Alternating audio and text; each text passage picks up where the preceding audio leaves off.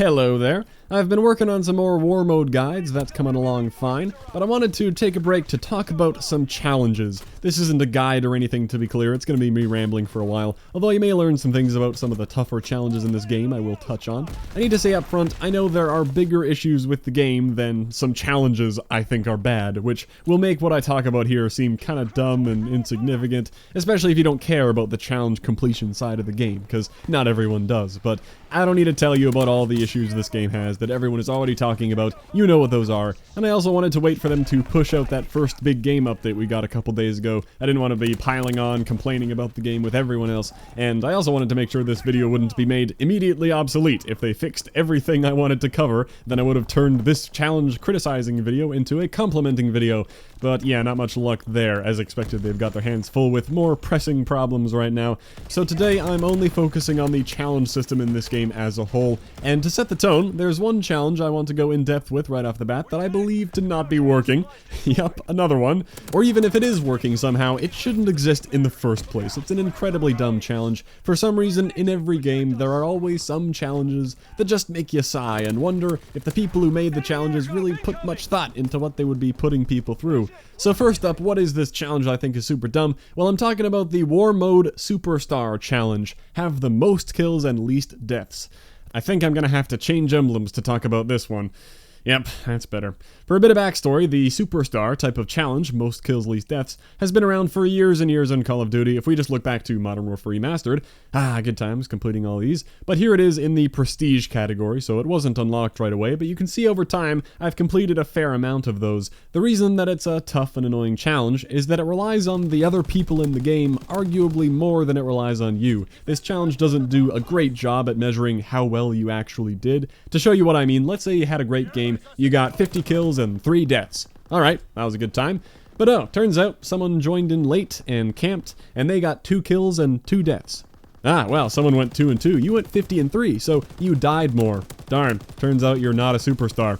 So that's already a fairly annoying premise, but whatever, if you play the game enough and you're decent, the stars will align and you'll learn it naturally eventually, right? And if you're better at the game, it should take less time, of course. Maybe with the help of some score streaks, maybe even requisitions if you need it, shouldn't be too bad. Well, in World War II, the challenge shows its ugly face for some reason only in TDM, War, Hardpoint, and Free-for-All, and you only need to earn it 1 time in each category. So hey, that's not bad at all. I got 30-something in MWR, I can get 4 in this game. Until you realize how dumb it is to have that challenge in war mode. Are you kidding me? This is a mode that doesn't even record your kill-death ratio because you're supposed to die and play the objective. This is a mode that doesn't even show you how many times you've died, and it doesn't show you how many kills and deaths the rest of your team has, which you kinda need to know if you're trying to complete this challenge. All it shows is a list of players sorted by how much score you've earned, which is meant to roughly represent how much you've contributed, which is fine typically. So if you want to go for this challenge, if it's even possible, which I doubt, I'll show you in a second, you would have to do the opposite of what you should be doing in war. You would have to get away from the objective, stay safe, try not to die, and still manage to rack up more kills than everyone else somehow, and you do have to win the game too.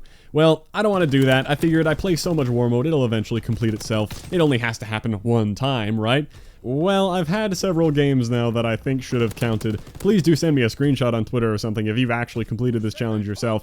But I thought maybe the secret to getting it done easy would be defending on Operation Neptune and holding them off at the first objective, because I've racked up plenty of 25 and 30 plus kill streaks there on the B-bunker mounted guns against people who obviously haven't watched my attacking guide. I now have 5 good examples recorded of going like 30 to 1, 35 to 2, and been like, dang, that really didn't count. Maybe somebody else never died.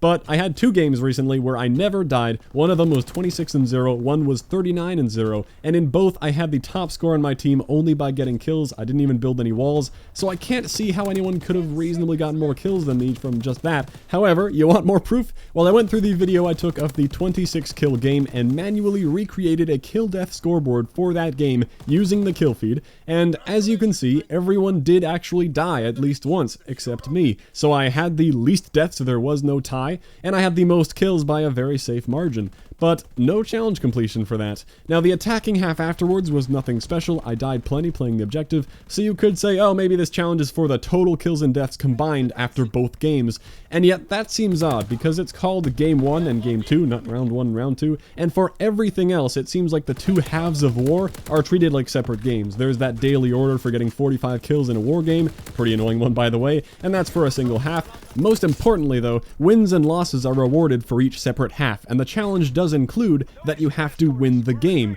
which definitely implies that it's talking about either an attacking or defending half, because it's impossible to win the combination of games 1 and 2, because it never compares the two games to see who got farther and did things faster and whatever. The only combination of the two halves that exists is when you get to the report screen back in the lobby, and even then obviously it doesn't tell you who won overall or how many times you died. I'm not sure if the game even tracks deaths at all, even internally, because there's no way for you to ever see that anywhere. Maybe the challenge is impossible because of that, if everyone just has null deaths at the end of the match. So you can see my frustrations with that. Why does it exist? And that's the question I want to ask a few more times today. Why does it exist? Time to go down the rabbit hole of some more annoying challenges, and I don't want you to think that I'm sitting here complaining because I think some challenges are too hard.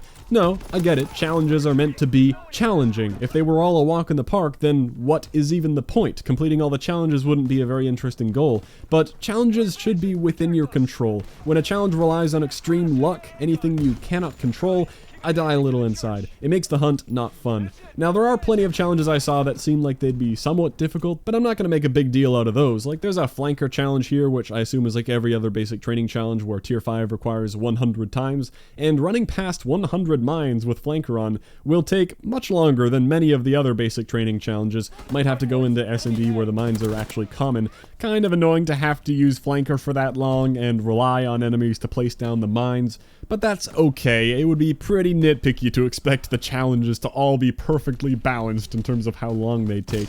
In the same vein, though, of annoying things you should probably start thinking about now if you care about completion, getting 300 kills while enemies are affected by the gas grenades and signal flares, when the lethals are the exact same, 300 kills. That's super easy to do with the frags and stickies, but man, it'll take forever to get that done with the tacticals. It's like they didn't know that when they copied it over. Hey, we made it 300 frag kills, does 300 sound good for these two? Oh yeah, sure, why not?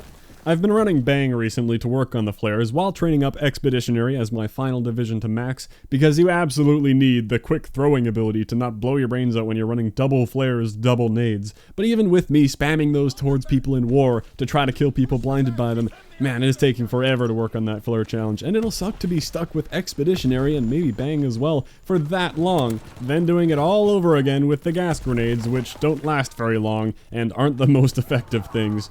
But I guess I can get over stuff like that. It's a challenge, at least it's in your control. Speaking of Bang, I can't be the only one who thinks it's kinda dumb design to make Bang the one that gives you 2 tacticals, and make the Bang challenge require explosive kills, while Concussed gives you 2 lethals, and expects you to get stun kills for the challenge. I know that Bang makes you use a frag, and Concussed makes you use a concussion, so it might not actually be a mistake, but it does look like one. Oh yeah, and speaking of Bang, point number 2, I realized this is yet another challenge that doesn't track in war mode. Many other basic training challenges do, but not this one, and I also noticed espionage wasn't tracking in war either, and I tested that after the patch we just got, so they patched the division skill ones, but there's more to go. Yeah, I have no clue how many things don't track in war, but I don't have time to sit there and test every challenge. I'm hoping they just fix them all. Well, let's shift gears a bit and talk about some other mildly frustrating challenge design, like this Clutch Defuse challenge. It's back. This is the version we saw in Black Ops 3, where you have to defuse the bomb, in S&D of course, when your team is all dead and there are enemies still alive. My god, this was a pain in the ass in Black Ops 3 because of one big reason. It requires your team to be dead. You cannot control that. Now, I think ninja defuses are a fun challenge. In MWR, you had to do 5 ninja defuses, and all that meant was that you have to leave the bomb planter alive and defuse right away. That was a fun challenge. It took a couple days, but it never got annoying. This clutch metal thing is hot garbage. If you don't like S&D and want to earn this, too bad. You'll be stuck in there for a long time unless you get very lucky, just hoping for your team to die and then hoping to ninja defuse. And that whole time, you won't be a very helpful teammate, so it's a big middle finger to to people who actually want to take S&D seriously and win, I made a crazy 32-minute guide about the clutch challenge back in Black Ops 3, complete with decision tree flowcharts, and never looked back. And now it's in this game too. Come on, my dude. Now how about the camos, which we talked about in a big guide by themselves. They're fairly easy in this game overall, but it's still a bit frustrating how they never seem to bother fine-tuning the challenges for different weapons. They come up with some things for the class of the weapon, and then copy-paste it to every weapon in the same category, when it really isn't appropriate for the toggle action to require one-shot kills, for example. And yeah, it's very easy to do in hardcore, definitely much easier than if you needed toggle action headshots or something, but it's weird for a challenge to force you into hardcore like that. It just gives off the feeling that they didn't care, that they didn't think about it. And the Panzerschreck too, shooting down recon planes really isn't that bad, but why is that the challenge? Just make it kill 200 players when that's clearly the purpose of the launcher. The M1 was made for anti-air, the Panzerschreck was made for killing people. Not talking about real life, obviously. I know it's an anti-tank launcher, that's right in the name. But yeah, it would only take a little extra time to fine-tune the challenges like that, and it would make it look like they were really thought through. Now, if you think that maybe they did it that way on purpose, why am I complaining? That was just a design decision they made to make every weapon in the class require the same things. Well, I'll counter with this. If you looked closely earlier at the signal flare challenge, you would have seen kill 100 enemies, no space, blinded by with a signal flare. Oh, okay. Yeah, I know, it's a typo, big deal. Hilariously, they didn't even fix it in the update. It's still there, you can check it out yourself. The joke would be to say, oh my god, they messed up a challenge description, unplayable game. I get it, this is not a big deal, but there are other things like this that they did fix in the update. Like for the Springfield, instead of saying 50 kills with the Mountain Division, it used to say 50 kills with the Infantry Mountain. And there was that weird bug they fixed with the STG reflex sight reticles being unlocked by kills with the 4 times for some reason. I know that typos and mistakes like that are not game-breaking, but to me, all of these things, the typos and the challenges I've mentioned, they all add up and really paint the picture that the challenges are like a sloppy afterthought. It would take only a couple hours to just carefully go through every challenge one by one, read it out loud, and ask, is that a good challenge? A couple hours, and I'm not talking about the process of implementing them or changing them or even testing them for bugs, only talking about the time it would take to proofread them.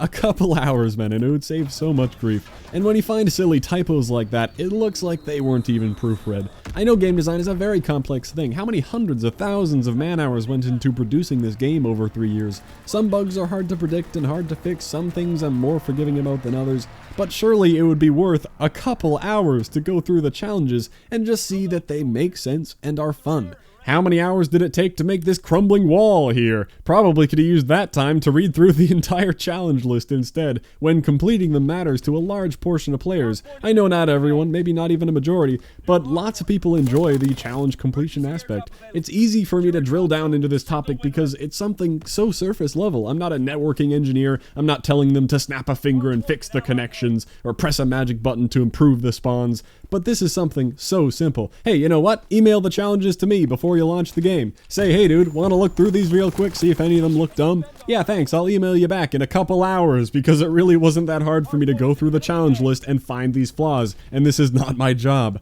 Not guaranteeing that I'd catch everything, but I would have caught all the things I talked about in this video, and that would have been a good start. I guess the messy challenges start to feel like a microcosm of the unpolished game as a whole, and I don't need to go there. You know that people have plenty of issues with the game right now. Sounds like they're working on it, I'm sure. Not that that excuses it entirely, of course. They done messed up on a bunch of things. But as I said, I wanted to limit this video to a mini rant about the challenges or I'd be here all day. But that's where I'm at. Why do the challenges never get that extra little bit of love to make them really good? Not just World War II as well. No COD game has ever been perfect with the challenges. It felt like, only in terms of the challenge system, not judging the game as a whole, we were steadily going uphill until Black Ops 3. That game had clean challenge categories, mostly good challenges, a good idea with keeping the Dark Ops things separate to keep those super hard things hidden and not count towards the 100%, and it had that awesome 100% completion bar thing. I can't talk about IW because I didn't play it. Maybe the challenges were good, I don't know. Modern Warfare Remastered was about the same as BO3 with a good system, the 100% tracking thing, but they made the mistake of having a few outlier challenges like the counter MVP Nightmare of Confusion, and why did they include ranking up to level 1000 in the challenges? Let that be an accomplishment that's separate from the 100% challenge completion, please. Now in World War II, I've got to say we've taken a step back. Not only are the menus kind of bad to navigate, but where's that 100% goal displayed that we've gotten used to? Not in the headquarters and not anywhere. It's gone. I can't see my overall progress anymore. I have no idea if there is any reward to obsessively doing all these things, any cool calling card, any cool helmet, and I really liked that you were shooting towards something. It should be easy and fun to track your progress, not frustrating as you discover more bugs and typos and fundamentally unfun challenges. Now, I bought this game with the attitude of, it'll be another COD game, not revolutionary or anything, and of course I went into it completely ready for weapons and supply drops and whatever. You won't hear a single complaint from me about any of that, I just won't buy them, but I did expect a higher level of polish. Like with a COD game, say what you will about the gameplay itself or being repetitive and all that, but they've gotten pretty good at putting out a consistent title every year. This time things fell apart a little more than any previous year. I'm still having fun with it though, like my expectations weren't that high going into it, so I'm not too bothered. Like for God's sakes, if you're getting the idea that I'm not enjoying the game, I'm almost Prestige 7. But I do hope that they're open to making some changes. I know that in general changing challenges after launch can be tough because people who already earned some things could get upset. Like if they were to change the tacticals challenges all of a sudden, and I already did that 300 times, oh man. And I don't think this video will have any impact on them changing things, to be clear. I know I'm just putting it out there, and maybe it gets to someone somewhere eventually and gets thrown on the backlog, but I doubt it. I'm mainly here to show you some tough challenges that you might want to keep an eye on, while airing my frustrations so that I can feel better, even though I didn't accomplish anything. Isn't that what everyone does? Well, I will end with some positivity, because I know I focused on all negatives to make my points, but things aren't as bad as I made them look. It should go without saying, there are hundreds of challenges I didn't mention because I have no problem with them. I cherry-picked some bad examples to say, hey, why the heck can't you guys catch these things? And yeah, a few bad challenges can kind of ruin the whole hunt, but there's plenty of fun stuff to accomplish. I do enjoy playing war mode, I'm enjoying earning the camos, climbing the leaderboard in the HQ is satisfying, always trying to stay on top of that thing. The daily orders provide a small sense of purpose as I hoard my pile of supply drops. I even like the variant system they have in place right now, even though that's obviously about to change. They're going to have that winter event soon, and I'm sure they'll have more, and over time they'll be rolling out fixes to the issues everyone is fed up with by now, and that'll be a big morale boost, I'm sure. Well, I hope you enjoyed my ramblings about some annoying challenges. I'll wrap it up and get back to some war mode guides. Thanks for watching. I'll catch you next time.